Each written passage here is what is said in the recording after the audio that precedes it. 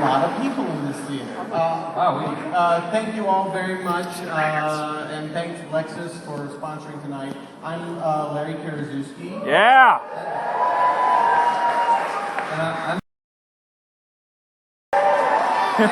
People like Scott better. The banana section is really, he's a local boy, he grew up here. Yeah, and this started 11 years ago. 2003, we had this crazy idea to make a movie about Margaret Keane and Walter Keane. And we had to track down Margaret, and we had to earn her trust so that she would allow us the honor of making this movie. Right, and we're so excited and grateful, and so we're so lucky. This is the only appearance that Margaret's going to be making for the film in conjunction with the same. So everyone, please welcome Margaret Keane and Chad Keane.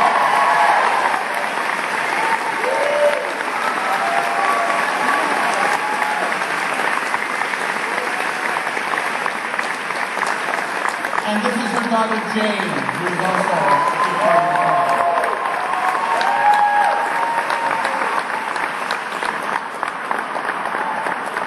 So after the movie, we'll be doing a sit-down and a Q&A with Larry, myself, Margaret, and Amy Adams. So stick around and enjoy Big Eyes.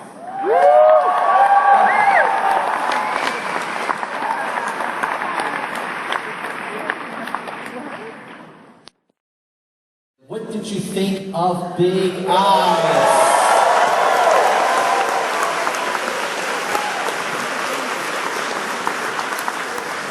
What did you think of seeing Big Eyes at this theater?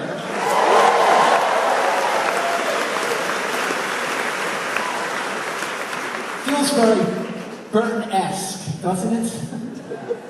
Well, this is a very, very special screening. You're in for a once-in-a-lifetime movie-going experience. The movie you just saw is wonderful, and now we're going to have a really amazing Q&A session. Let's bring back the screenwriters of Big Eyes, Scott Alexander and Larry Karaszewski.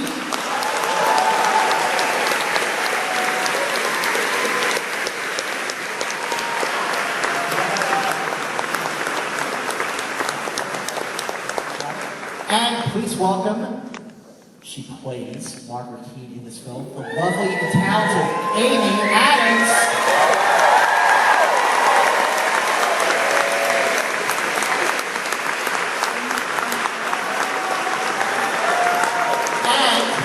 Now, back to stage, the artist herself, Margaret Keane.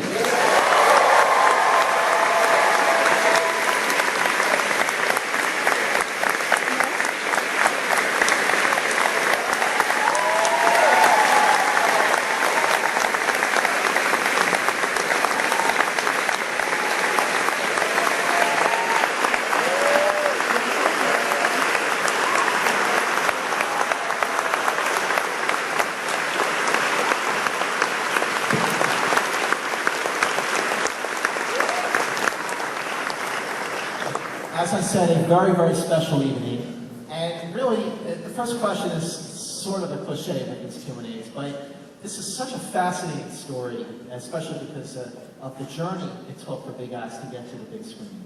So the question, Scott and Larry, is what was it that sparked your interest in this remarkable story all those years ago?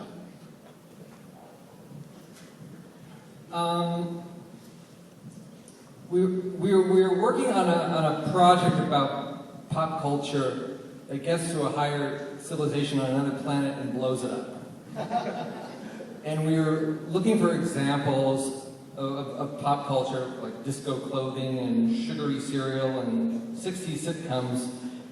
And in one of our books, we found the story of the Keanes. And it was just kind of amazing to us. And like most stories that we love, it's an untold story.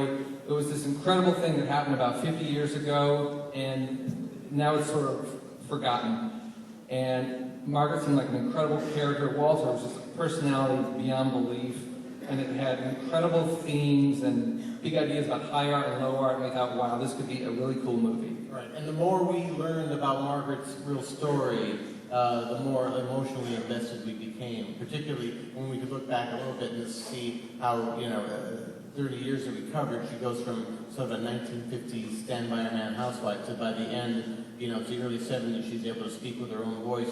And while I don't know if Margaret ever considers herself a feminist, it sort of had that arc that a lot of women in America did. And, you know, we did a lot of research, and finally we went up to San Francisco to meet Margaret. We took Margaret out to lunch and you know, tried to gain her trust. That was in 2003. And it's 2014. Margaret has been very patient with us. Well, I mean, it is such a remarkable story. And what took 11 years? Why did it take 11 years for this kind of movie to get made? It's just so baffling to me. We tried. Of course. Well, what were some of the hurdles that you had to overcome? I mean, it could take all night. Yeah, it could take all night. I mean, here's the thing. I think sometimes people would look at the script and think it was going to be, you know, a movie about an artist or an art film, and we always knew that it was much bigger than that. And you know, they would compare it to movies like Pollock or something like this. And the thing is, one thing that always gets us wrong about movies about art is they have this kind of pretension to them. And we thought this was a movie that was about an artist and about a woman, but it had a lot of fun to it, and also that it talked about art issues in a non-pretentious way. It is very easy to embrace. Like, I didn't feel like I was on the outside looking in while I was watching the film. And I think it's one of the many reasons why it has such a broad appeal. But Margaret, when Scott and I first reached out to you, were you like, hey, yeah, let's do this? Or did you have reservations? And what were they about bringing your life to the screen? Well, I had a lot of reservations, and I really, I trusted them. I liked them, and I liked what they wanted to do, and they wanted to stick to the story, and so I went along with it. As you were writing the screenplay, did you touch base with Margaret and show her this work in before you read the finished screenplay? I mean, Did you read the screenplay as it was being developed, or did you wait until the very end? I can't remember. Yeah, we had a first draft. We showed it to her. And we thought it was showable. We were really scared. Well, what is Margaret going to think? What did she think? She was very supportive. I mean, what was interesting, the reason we really needed to talk to Margaret when we came up with the project was that when we did all the research, that's where we discovered like the Danny Houston character, the Nick Nolan character, because Walter was the public face. Walter was always in all these gossip columns and always in these stories, but it only really told the public story.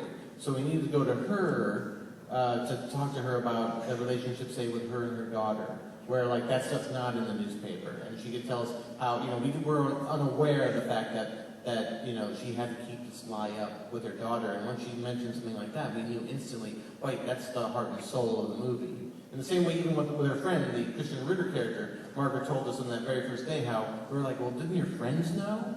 And she was like, well, you know, I had friends, but Walter kind of pushed them out, and I was so uncomfortable lying that it was hard for me to have them around, so they sort of slowly went by the wayside, and so when you said that, we knew that had to be a central part of the movie.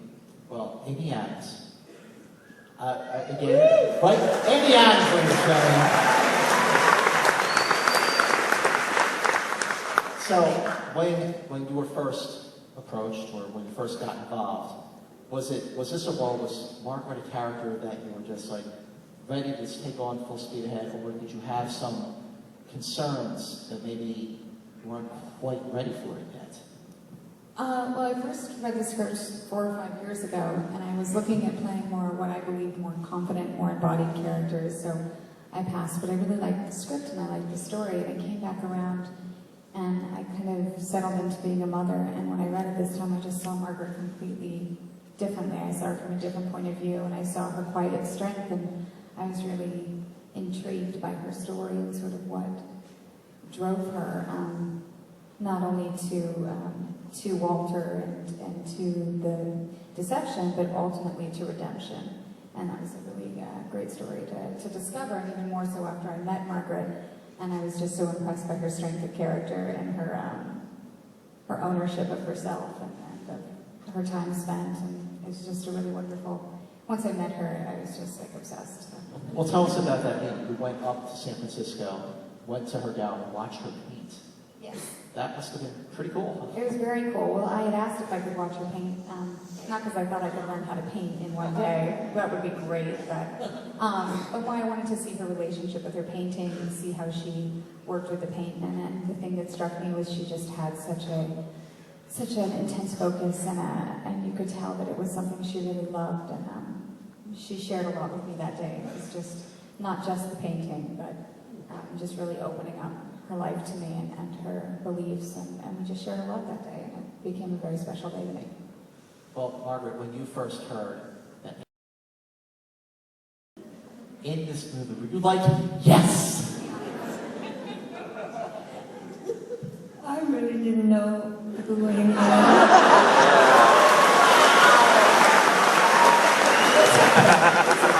I love it. She was busy painting. I get it. I don't know half the pop culture references today. I'm so busy working. I I get it. don't go to movies very often. I'm too busy painting, so. You gotta see American Hustle. But I do. Oh, gosh, no. Margaret, don't. I mean, I like the movie, but you know. That was our gateway. We had to watch Tim. Yeah, it's a gateway drug. To American Hustle.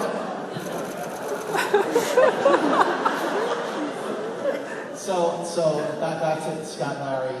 The character of Walter he's very complex because obviously he was kind of a jerk, but at the same time he was also a character who he had some good ideas. I mean, the movie doesn't paint Walter to be just a baddie or a villain. I mean, it gives credit where credit was due for him. How important was that for you to do that?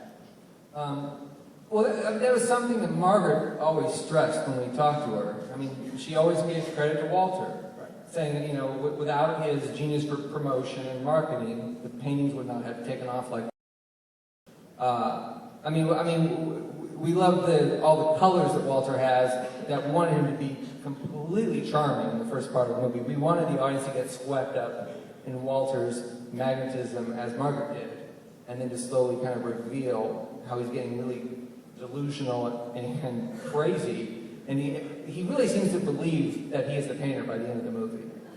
And he's an odd villain in that everything that he promises comes true. You know, it's just, he says, you know, he takes your art and they become such a success. I mean, it's really interesting because Walter is really one of the kind of characters that we tend to write about, whether it's Ed Wood or Larry Flynn or Andy Kaufman. But this is the first time where we've made that guy the antagonist in the movie, where she's the protagonist. And so that was a real big decision for us when we were writing the script, was that we wanted to tell the Margaret story through her eyes. And even though she's more passive than sometimes the lead character is, but we always would have tried to shape the scene so you were totally seeing things from her point of view and in her head. And that's why we're so lucky that Amy came along, because what Amy can do with just a look and that with her face, and it's like, you know, it's almost like silent movie acting. It's unbelievable. Well, it's also Margaret in the film as a character who gets stronger as the film progresses,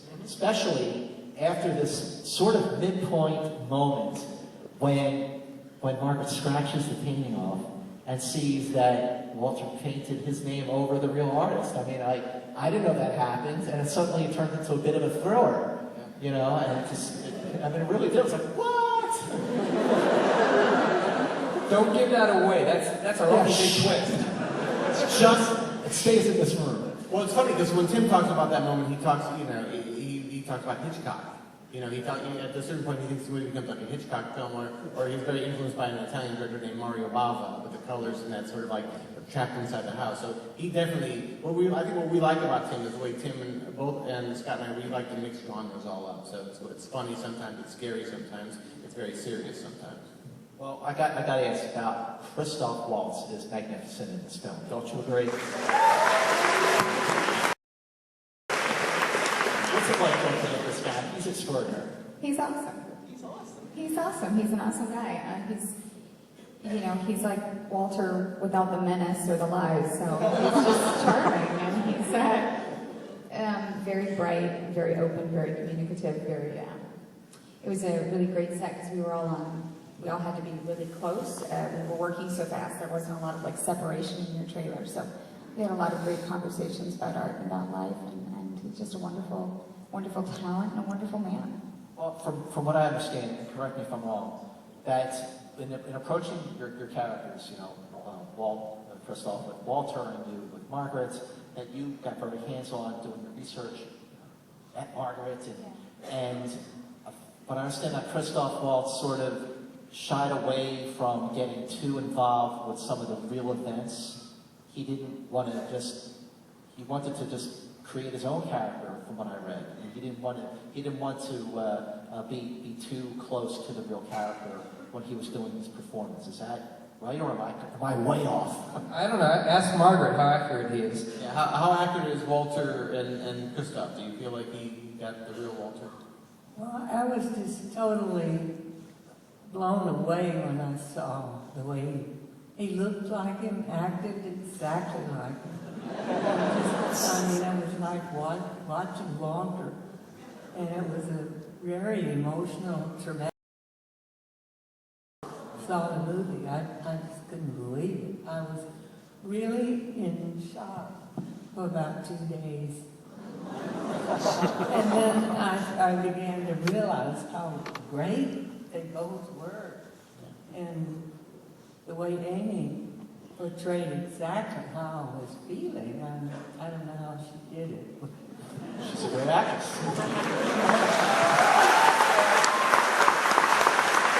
One thing I will say about Christoph is that a lot of people think that the last 15 minutes are so crazy that they couldn't possibly be true, but Walter actually did that in the trial. He actually did cross-examine himself.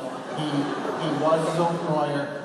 He did so much that we actually had to pull back a bit because there were moments. We had to cut out the judge saying, "I'm going to put you in shackles now." Yeah, the judge threatened to put duct tape over his mouth, and You got a head full of cement, Mr. Keane. yeah, no, it was completely insane. You had to tone down yeah, those jokes. so it's hard to believe, but we had to tone down Walter Keane for that last 10 minutes. Truth is stranger than fiction, after all. Exactly.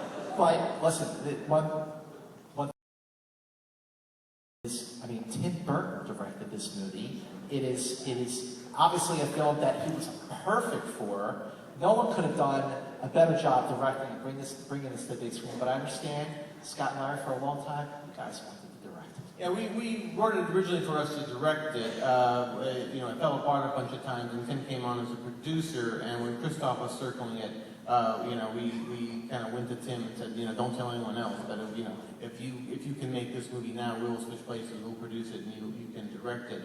And Tim, did such an amazing job. I mean, we worked with Tim on Ed Wood, and that was 20 years ago that we thought it was time to get the band back together. Exactly. But one thing I will say about Tim that's sort of similar, Tim is, what made him such a perfect director for this is that he's a visual artist who is also not particularly that verbal. And so I think he expresses himself through his movies and through his paintings and through his drawings. And so I think he could really connect with Margaret and Margaret's story because Tim doesn't speak up. Tim lets the art speak for himself. Well, I understand, Margaret, Tim had bought your paintings. You knew him long before he was going to direct this movie. So how excited were you that Tim Burton was going to direct this movie, or did you even see his movies? Oh, I was very happy and excited because I really liked him. And he had been collecting my paintings for a long time. And I met him and I really liked him. And I knew he would do a wonderful job. Actually, I really directed it and he's getting all the credit.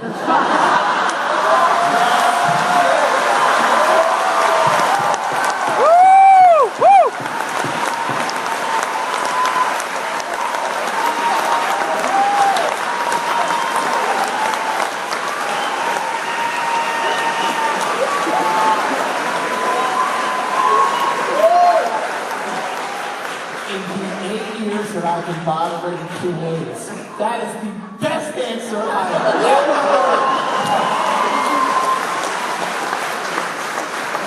true. He's not here, is he?